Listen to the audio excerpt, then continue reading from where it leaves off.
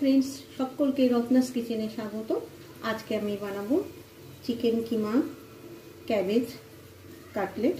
তার জন্য আমি কী কী নিয়েছি আসুন আমি পরিচয় করিয়ে নিয়েছি এখানে চিকেন কিমা, আমি এটা মিক্সিতে পেস্ট করে নিয়েছি একটা বড় সাইজের পেঁয়াজ, তাকে কুচি করে নিয়েছি। আদা রসুন কাঁচা লঙ্কা পেস্ট নিয়েছি শাহি গরম মশলা নিয়েছি, ভাজা মশলা যেটা জিরে ধনে লঙ্কা রয়েছে, আর নিয়েছি গার্লিক সস, এটা হচ্ছে আমার চিলি গার্লিক সস, এটা আমার খুব প্রিয় সস, আর হচ্ছে ক্যাবেজের পাতা।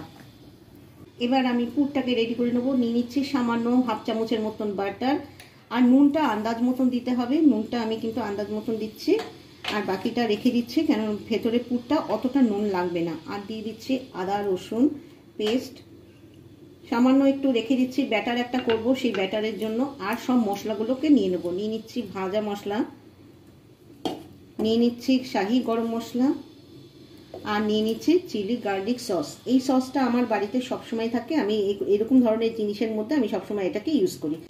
এবার সব পুরটাকে রেডি করে নিচ্ছি ভালো করে হাতের সাহায্যে মেখে। একটা ক্যাবেজের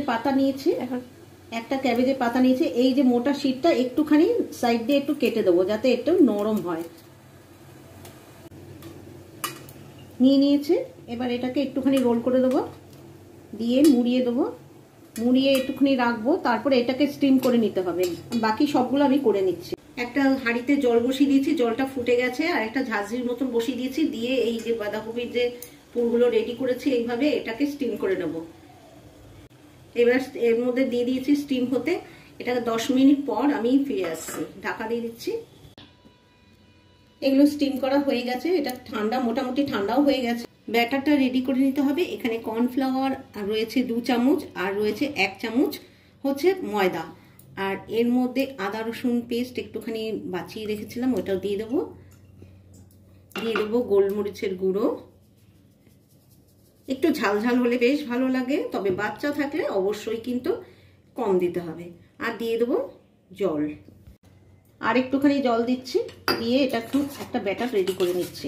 রেডি হয়ে গেছে। এবার একটা বাঁধাকপির এই যে স্টিম করা এটা নিয়ে এর মধ্যে আমি দিয়ে দিচ্ছি, ভালো করে আলতোভাবে দিতে হবে।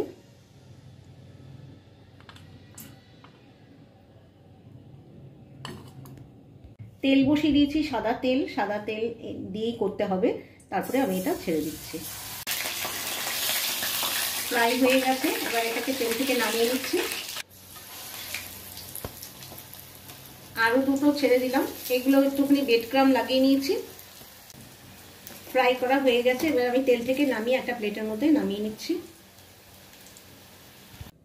কেমন লাগলো আমার এই রেসিপি? আমি কিন্তু 2 রকম ভাবে বানিয়েছি, আপনারা 2 রকম ভাবেই কিন্তু চেষ্টা করতে পারেন। দুটোই কিন্তু খেতে খুব ভালো হয়। একটা ব্রেড ক্রাম্ব দিয়ে করলে এটা কাটলেট টাইপ হয়, আর একটা হচ্ছে কর্নফ্লাওয়ার আর ময়দার মধ্যে গুলিয়ে এটা পকোড়া টাইপ। যদি এই রেসিপিটা আপনাদের ভালো লাগে অবশ্যই একবার ট্রাই করবেন। এখন বাঁধাকপিগুলো খেতে বেশ ভালো, আর ভালো লাগলে লাইক করে দেবেন, শেয়ার করে দেবেন বন্ধু বান্ধব সকলের সঙ্গে এই সহজ সরল রেসিপিটা। আর যারা সাবস্ক্রাইব করছেন না, সাবস্ক্রাইব করে আমার পাশে থাকবেন। বাই।